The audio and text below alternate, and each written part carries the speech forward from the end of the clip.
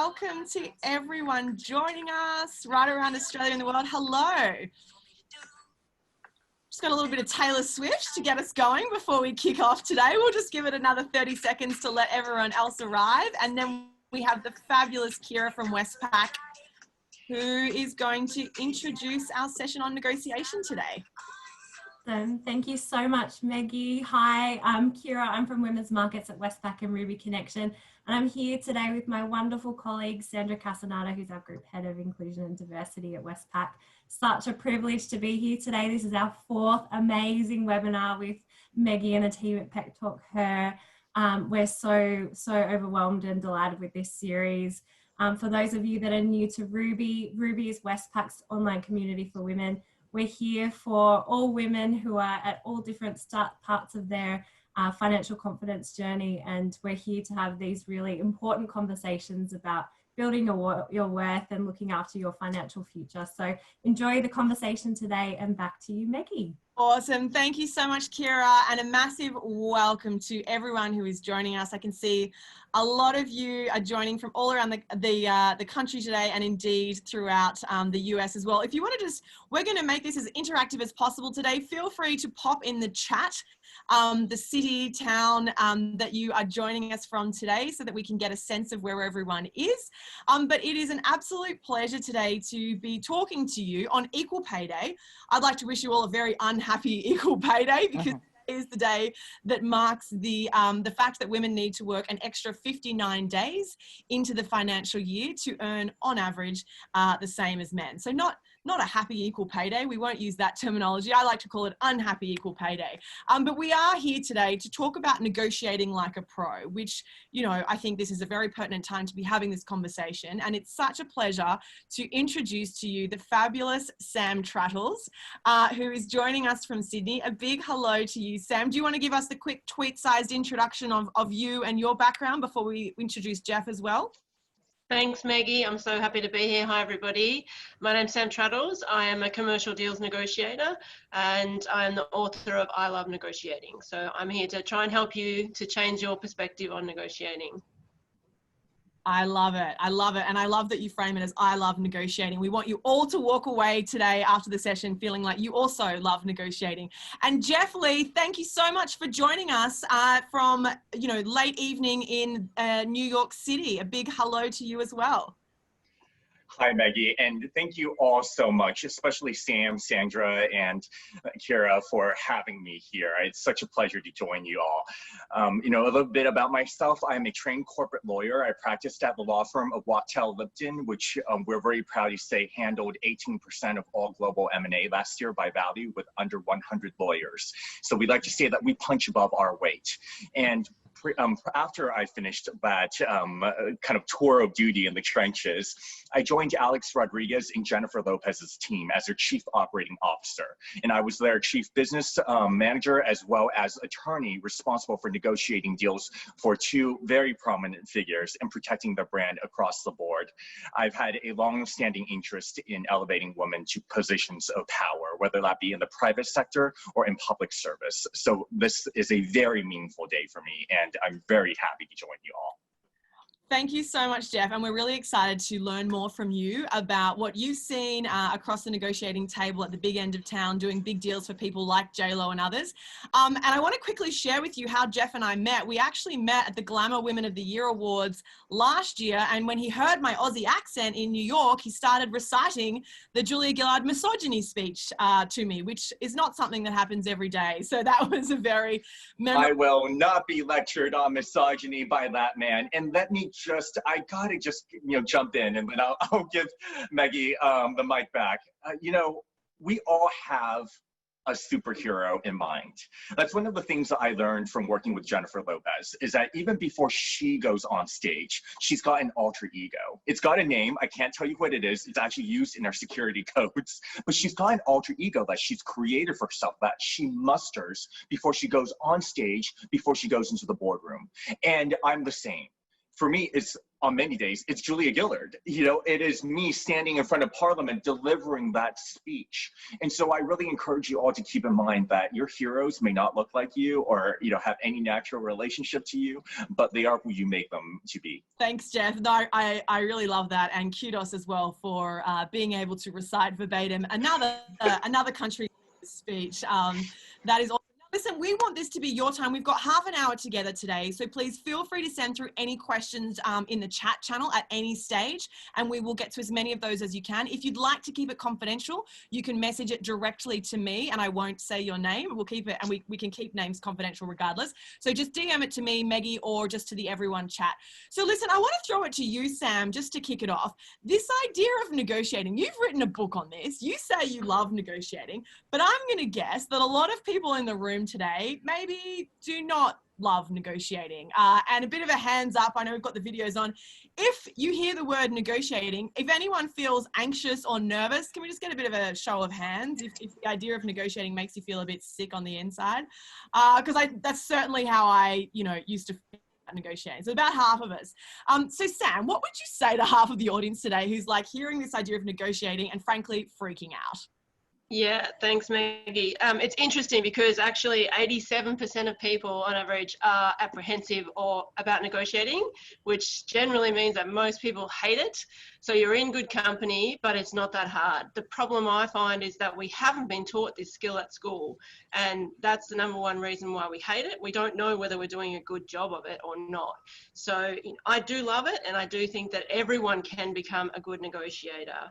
We just need to look at the times that we do it well and then pick apart the pieces that we loved about that, and we were like, oh yeah, I did ask for that, and start really small. So start by being a little bit difficult when you order something. So if you, maybe not so much in COVID, but in general times, when you order a coffee, ask for something a little bit unusual, ask for extra chocolate on the top, or if you have a salad order, ask for the salad dressing on the side. They're nothing to do with negotiating, but they help you find your voice in asking for what you want, a little bit more here and a little bit less there. And then that way, when it does come to learning to the times when you really need to negotiate, then you've got your voice. You know you can do it, and then you'll step up and have that conversation when it comes time. Sam, I just love that advice because you're quite right. I think we build it up in our head, this idea that negotiating is a conflict or it's really hard or it's a win-lose situation. But actually, you're quite right. There are so many ways that you can kind of build up to that. And if anyone on the call has children or nephews, like I do, very proud auntie, my nephews, I tell you what, they knew how to negotiate with me from about 12 months old, I'd say. So actually, we do know how to negotiate from a very young age. But you're quite right, Sam, we're not sort of taught officially at school necessarily, so we put it in the too hard basket. Jeff, I'm interested from your perspective. What do you think, what would you say to people who want to move into this mindset of a pro negotiator, but maybe feel like they're kind of coming from a low base to start with? I think you have to start with understanding that you can only control you, and you can only control your mindset going in. So you should view the negotiation as not only practice, and I so agree with Sam, nothing is ever fun in life until you are good at it. So you got to eat your vegetables before you get there. But I think that if you view every negotiation the way that we do, which is, it is not about pounding the table, the way that you see in the big dramas. I mean, that was my mistake going into the legal profession, was that's what I thought negotiation was about. Negotiations, even the smallest ones, are about the negotiation and discussion of a problem that you're going to solve together. You're actually negotiating your future relationship with one another. I even view the termination of my employees as a negotiation. And here's how. You and I are going to be talking about our future. We're not going to live together. We're not going to see each other all the time. But down the road, we need to have an agreement and a meeting of the minds as to how we're going to interact with one another. And in that respect, you have a problem and I have a problem. Let's solve it together. Unless you're highly confrontational, and there are plenty of people out there, I don't know how many are on this meeting, you're not looking forward towards dueling each other with swords on the battlefield. But it becomes an exercise of, how about we just take a puzzle and work through it together? And if you go into that with that mentality, it becomes something to look forward to. And no matter how heated the other side might be, no matter how much they try to make you sweat, you can control how you approach and view the discussion at hand. No, and I love that really in a negotiation, you are in control of your perspective and your side of the table. You can't control the other person. And something that I learned very on in terms of negotiating, Sam, I'd love to hear your perspective on this, that really the key thing is about preparation, right? Because I think sometimes we think, oh, we'll just go into the negotiation and we'll just wing it. She'll be right. But actually, preparation not only gives you confidence, it gets such a better outcome, doesn't it? Can you talk to us, Sam, about what you do when you're preparing to go into a large negotiation? Yeah, absolutely. Everything is about preparing. You spend probably 65 to 70% of your time for every negotiation outside the room beforehand. So one, I think it's about a mental game. So accepting that you will participate in this negotiation. And if you don't like that word, just call it a series of conversations. It's the first stage, because the word is a trigger. But actually these are just conversations. And then you're sitting down and going, okay, well, actually my preparation is about being able to articulate why I think I deserve this pay rise or this change in status or the rates that I charge my clients. So what is the case and evidence that demonstrates that I am worth that? And then I can debate that when I get into the room. The other piece is that actually, how do I control myself? As Jeff says, it's fantastic. We're not going in there to smack our hands on the table, but what's my tell? So for me, I know when I'm getting frustrated, it's because people are not communicating well.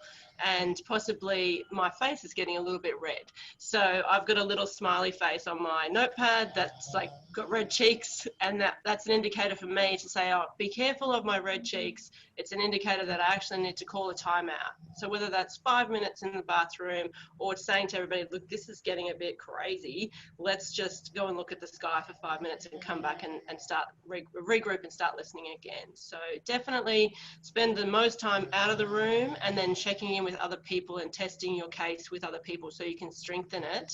And then those people ask you questions so you can prepare even more by saying, well, if they say this, then I'll say that. And if they say this, then I'll say that other thing.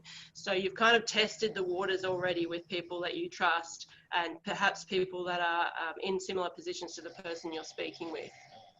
That's such good advice, Sam, because I think sometimes part of the anxiety walking into a negotiation is not knowing how it's going to go down. And so actually, if you do some literally role play, I remember when I used to be negotiating for salaries, I would practice with my dad and I would say to him, be as mean as possible. Like, ask me the hardest questions, tell me no, tell me no, tell me no, because I wanted to practice. I wanted to feel that, that sort of bullet to the heart of being told you're not getting a raise or whatever. Because if you practice in a safe environment, when you then transition to the IRL situation, all of a sudden, you're much more prepared and ready to respond with those prepared phrases that you mentioned, Sam. So, and Jeff, I want to hear from you on this. And I always suggest to people, we've had a lot of questions coming through specifically on pay negotiations. And one of the things I always say to people is make sure that you write down your wish figure, your want figure, and your walk figure. And I always have it physically written down, like what is the wish number, the ridiculous amount of money I want to get paid? What is the want number, the number I'd be really happy to be paid? And what's my walk figure? Like what is the number that at that point I'm ready to quit that job at some point or turn down the offer? Because if you do the mental gymnastics beforehand, when you're in the actual room, those conversations are a lot smoother, right? So being ready to respond to that with phrases like, thanks for that offer. I'm going to need some time to go away and think about it. Just buying yourself some time so that you can come back with a considered option. Jeff, I'm interested from your perspective, what would your advice be to the people on the call here who are asking specifically for advice around negotiations on pay quite specifically? I love the starting point that you had, which are the three, kind of tiers of your willingness. And we have in negotiations a time-tested concept of the anchor. Whoever drops that opening position tends to drag the other side towards them, because there's a psychological correction that we do in negotiations that when a number is put onto the table, provided it's within that zone where you and I may be able to agree, we've psychologically positioned the counterparty to get there.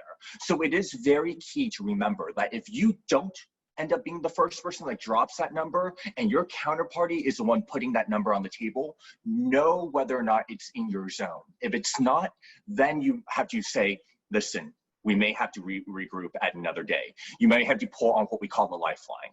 So I think that's key. And then before I get to the lifeline as well, because I think that builds on Sam's point, and I also want to add that these days during COVID, it's much more than just the numbers. There's another part of that sheet that I would encourage you to do, which is next to those numbers, put all the non-numerical points of value that you may want. Vacation days, job title upgrades, things that are softer and easier gives than the hard salary, and that you can use to kind of trade around in case you are in need of additional points of value. Remember that frequently your managers may say, because of the market or because of everyone in your class, I cannot do X. Well, don't let that opportunity be wasted if it's truly a hard no on the number. Try to see if you can extract some of the non-monetary points of value that matter to you as well, like more vacation days and the ability to work from home. On top of that, I love that Sam and I have the same tell. My face gets flushed, I turn red, I might have a little bit more of a twitch over here. When you sense that happening, you want to avoid what I call the death spiral, which is when you really feel that you're getting out of control and you do the worst possible thing that you can do in a negotiation, which is to agree to something you have to walk back later.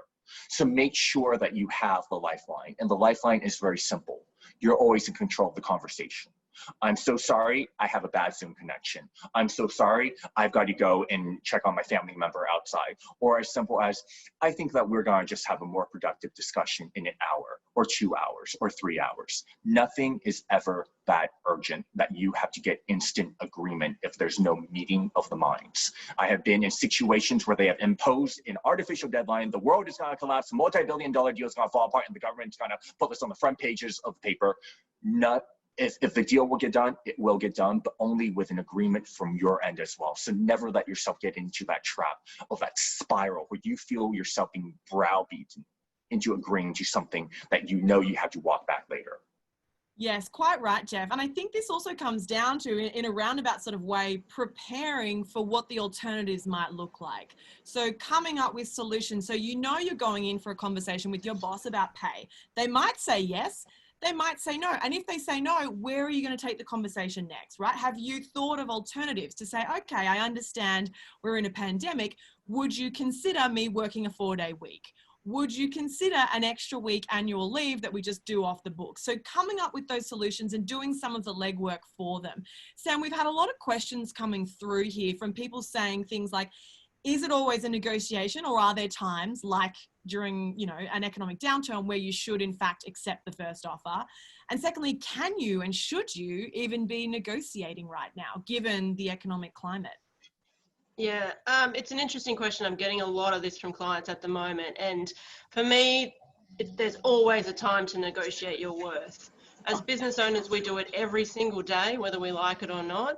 And when we're talking about a salary, we're doing it probably once or twice a year. And for me, the answer of no, I don't really like no. I've never liked a no.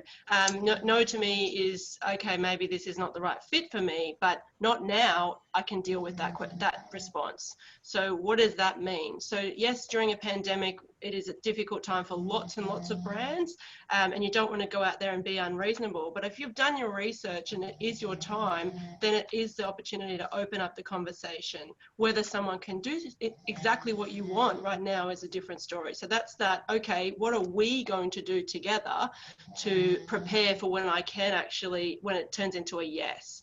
So, there's a pathway. At the moment, it's me, I'm asking you. Whereas when the answer is not now, we're coming together, and my manager and I, it's a joint process to get to the place where it is a yes. But I absolutely think having the conversation about your worth, do it, have that conversation. I'm banging my hand on this table, Jeff, I'm sorry, but that's one thing, is you need to have these conversations. And they take time. They take a long time to have this, regardless of COVID or not. Just start it. I love that. And I think that goes back to the point that you made at the very start, Sam, about taking those baby steps to get comfortable for asking. for asking for more, for asking for your value, for asking for a raise. And I always say to people, listen, really, you should be trying, in normal situations, you should be trying to ask certainly for a raise every year. You're not going to get it every year necessarily, but you should be having that conversation, because if you're at a company for 5 years and you don't ask and you ask in the 5th year and they say no, they're not going to feel that bad. If you've asked every year for 5 years, it's quite hard, you can imagine then, for your boss to turn around and say, no, no, no, no, no. But, you know, context is everything. And right now, context is really important. If you're working, if we have anyone on the call from Qantas, for example, this week is probably not the week for you for a raise, right? But you may be working at a tech company who is busier than ever and your sales have gone up. So the context may say that you are absolutely within your rights to ask for a raise right now. So having that full perspective is really important. Jeff, we've had a couple of questions here about taking emotion out of negotiation conversations. You've negotiated a lot for JLo on large deals. I'm interested, from some of the large deals that you've done, what are some of the tactics that you've seen some of those big names use to maybe reduce the emotion or the tension or the anxiety that they may feel before they go into these negotiation conversations? What can we learn from them? I think women have superpowers when it comes to the art of persuasion. I am just going to go out and say it. There is nothing more powerful than somebody who is in control and understands the other side, someone who's done their homework and has the EQ to read them. So one of the great, I think, negotiating tactics that Jennifer has always used is the mere fact that she is underestimated when she enters the room. Now, you and I might meet her and we might be wowed by her star power, but we are in many rooms, many boardrooms, where the billionaire on the other side or the large corporation has no patience and views her as, quote unquote, another celebrity. And there, I think you use that superpower of they're expecting something very straightforward, and you play it gently, but then when they realize that you're 2 steps ahead of the game, that you've done your homework, that's when you've already gotten everything that you wanted off the table. In terms of an immediate kind of tactic, speak slowly. That's the thing that I learned from my first mentors in my law firm. When you speak slowly, it diffuses all the tension in the world. Now, sometimes the other side might think that you're speaking down to them, like a mother to her child, in which case they'll turn red and you've thrown them off their rocker. But speaking slowly also gives you the chance to process your thoughts as well. It allows you to just go into the mode where you're not rushing to an answer.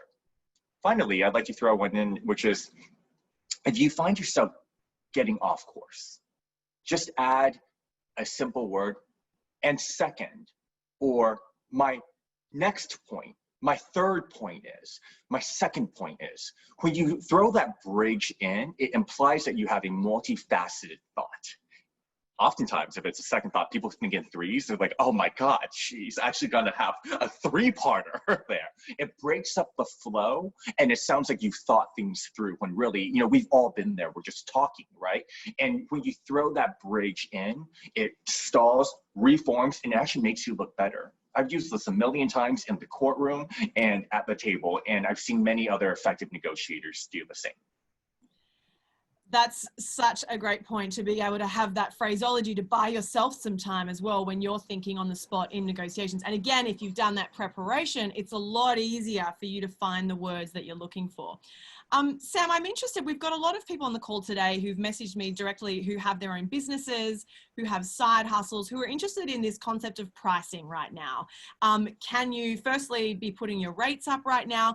And this idea of packaging, is this a really great time to be looking at package pricing rather than sort of one-off pricing? And I think that applies to full-time people on the call today too, thinking about full compensation, as well as the people who've got their own business. Can you speak a little bit to your experience with that? Yeah, it's an interesting time, and as a strategist, we tend to sell, well, pre-COVID, we're selling end-to-end big strategy pieces, and actually at the moment, that's just not palatable. So we're doing the opposite. So we're not packaging, we're actually breaking down products to the smallest, it's going back to basics really, a minimum viable product. How do we get people to understand what it's like to work with us, and then the rest will come. So I think increasing prices is fine at any time if you haven't rebased your pricing. So definitely go and do the exercise of making sure that you do have competitive rates, and whether that means your rates are up or down, that's your decision. But make sure that you can't negotiate on your rates unless you know how you got them. So make sure that you have a rate card in your head. You don't need to share that with others, but make sure that your pricing is right for the market that is today, and then you make the decision again on whether it's increase or decrease. Then I think it's a case of actually going and talking to clients about that smallest possible in, and then the rest will follow from there. But on an individual level, from a coaching perspective for me, or whether it's the corporates that we work with, nobody's interested in an end-to-end strategy right now. So selling bigger products is probably shooting yourself in the foot, because there's going to be a lot of rejection on that. Yeah. And I guess this is the same for whether you're within a company or you have your own business. It's all about what is the value that you bring, right? And how do you track that success that you're adding to the company, either as a vendor or as an employee? And for me, I founded PepTalkHer and built the free PepTalkHer app for that exact reason, because I wanted women in particular to start to track their successes, because I don't know about all of you, sometimes I forget what I did last Tuesday, let alone 3 months away, right? And so if I'm walking into a pay raise conversation, how can we make it so that you're tracking those successes, you know, on a regular cadence? And so that's why we built the app. It's free, it's on Apple and Android, and it will just prompt you twice a week to reflect on the success that you've had. So you've got those data points there to put forward during your pay raise conversation. Jeff, just finally, before we wrap it up, we've got the fabulous Sandra, who's going to talk us through another Westpac initiative as well before we wrap up. But Jeff, I just want to get a final word from you. What's the one piece of advice that you think people can put into practice this week that will help them strengthen the negotiation muscle, so to speak? That's how I like to think of it. If I wanted massive biceps, I'd go to the gym and do this every day. And it's the same when we're thinking about practicing negotiation, isn't it? You've got to take small steps on a regular basis. Ask yourself what you're worth every day. Look in the mirror and ask yourself, what am I worth? Size up what you did that last week, evaluate it, and say, what am I worth? I have a fundamental problem with the idea that, you know, we're just equalizing pay because the men set the bar, and ergo you're just, you know, like, who says that we're actually better at it? Like, with all due respect to my gender, you know, like, I truly believe that you are your best judge of what you're worth. And when you do that on a regular basis, it will actually adjust your mindset. You will have that confidence, you know, this is in my gut the right thing for me. And I do think that a lot of us just go into our days and we do what we're told, and we look at the market and we size ourselves by relation to that. You alone know the value that you bring. And when you have an app, honestly, like Maggie's, and I'm just gonna plug it because I think it's amazing. It's a great exercise to go into every conversation with that list in your mind, whether that's the regular bonus negotiation of the year, or if it's the final conversation you ever have with your employers, to have that list ready, and sometimes even in physical form, because people forget what you've done. You forget what you've done. But if you size that up every day, you're going to have the most realistic picture of what you're worth, and that's going to prevent you from ever entering the death spiral or ever giving up more than you're at your gut comfortable with giving up. That is wonderful advice to end on. Thank you so much to everyone who sent through their questions. We just love these short and sharp lunch and learn sessions. Thank you to everyone for joining us. Sandra, I am so delighted that you are able to join us as well. I know you're also a negotiating pro, and you've been working on an amazing program internally within Westpac. We'd love for you to tell us about that, especially because it's Equal Pay Day. Thanks so much, Meggie. Hi, everyone. So delighted to be on the call. So I wanted to talk to you about an amazing program that we run called Equilibrium. This is where we actually target women outside of the banking and financial services sector to come into Westpac and bring all their amazing transferable skills and shake us up a little bit so we can actually, you know, challenge the status quo. And we also have an internal stream that develops women that are talented as well. And the number one bugbear I have is that when they get these amazing roles, they're really not prepared to have that conversation about remuneration. So I actually make it a point of mentoring them and trying to unpack what it is that causes that barrier to actually asking for what you're worth. So we go through a whole session where we actually talk about this as part of uplifting their capability. And it pains me every time I see this and I have the same old conversation. So what I do is I actually make it a task when I'm mentoring them that they actually basically come back and report back to me on how they did with that career conversation using all the amazing information that Jeff and Sam just shared. So it's quite pivotal. But yeah, delighted that we're promoting this course because we have to keep working at it. Love that, Sandra. And I think that's a really great idea. What I would love to challenge everyone based on that great point that you made, Sandra, I'd love to challenge everyone who's here today. Within the next hour, text someone that you know or DM them on LinkedIn or drop them an email and say, listen, can we be negotiation accountability buddies? And I'd love for you all to get on the phone for a 15-minute, 20-minute chin wag and just do a practice negotiation. Maybe you're buying a house. Maybe you're buying a car. Maybe you want to ask your boss to cover your LinkedIn premium membership. Whatever it is, practice that conversation with a buddy. Find someone who you trust, who loves you and supports you, and start having those conversations, because the more that we can start to normalize these conversations, the more comfortable you'll feel, the more confident you'll feel, such that when you're going in for bigger, more important, more scary negotiations, you'll feel so much more confident. And we'd love you to let us know, by the way, how you go. I've popped all of our LinkedIn contact information in the chat channel. Please reach out to us. See us as a resource. See us as your cheerleaders from the sideline in working towards your next negotiation. We'd love to hear how you get along.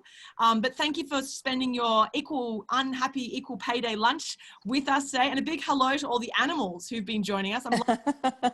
And also Sam's dog, Chos, who's been snoring, which I just love, Sam.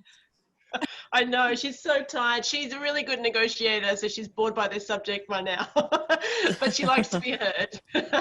Thanks so much for having us. That's awesome. You can check out Sam's book, I Love Negotiating. It's available on Amazon and also on her website, which is in the chat as well. You can check out Jeff on Instagram. He's prolific on there and on LinkedIn, and also Sandra's on LinkedIn as well. We've popped a survey in as well. We'd love your thoughts. What would you like us to talk about next time? Who would you love us to speak to? But listen, have a great weekend. Stay safe. A big hello to everyone in Melbourne. We are thinking of you, and we look forward to the next Ruby Lunch and Learn session. Thanks so much for your time, everyone.